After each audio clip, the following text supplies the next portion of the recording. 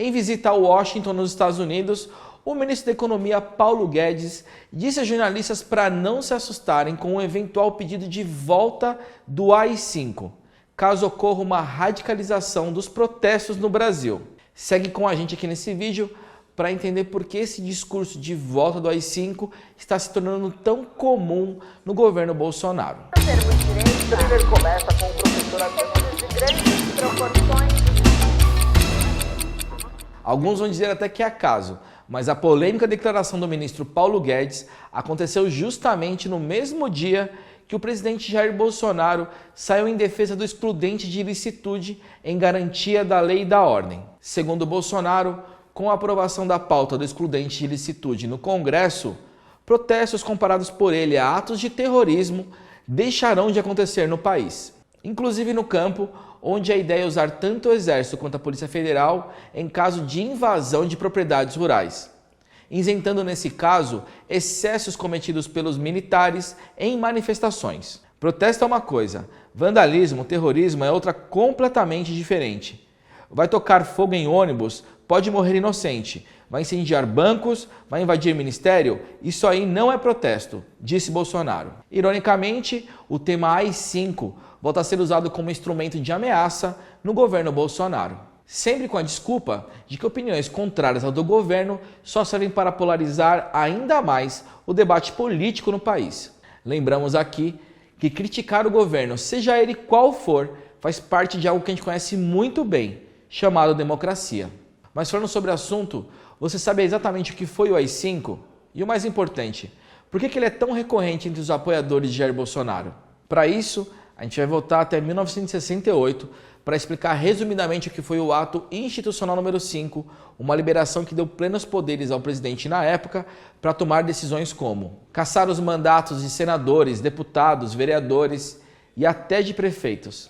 Eles podiam inclusive suspender os direitos políticos de cidadãos, como eu e você, demitir juízes, funcionários públicos e até militares, dentre diversas outras medidas elaboradas pelo Poder Executivo, acima de todas as leis e normas definidas até então. A gente inclusive abordou esse assunto com muito mais profundidade em um outro vídeo aqui no canal sobre a ditadura, que você pode acessar clicando aqui no card. Apesar de vivermos em uma democracia, o AI-5 se tornou um assunto recorrente entre os integrantes do governo Bolsonaro. O primeiro a abordar o assunto oficialmente como uma saída para o governo foi o próprio filho do presidente, o deputado Eduardo Bolsonaro. Em 31 de outubro, em uma entrevista concedida à jornalista Leda Nagli para o seu canal no YouTube, Eduardo, ao comentar sobre os protestos ocorridos no Chile, disse que um novo AI-5 era uma possibilidade, caso houvesse uma radicalização da esquerda no Brasil.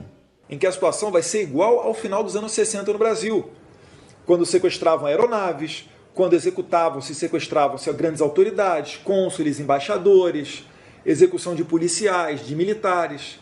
Se a esquerda radicalizar esse ponto, a gente vai precisar ter uma resposta. E uma resposta ela pode ser via um novo AI-5, pode ser via uma legislação aprovada através de um plebiscito, como ocorreu na Itália.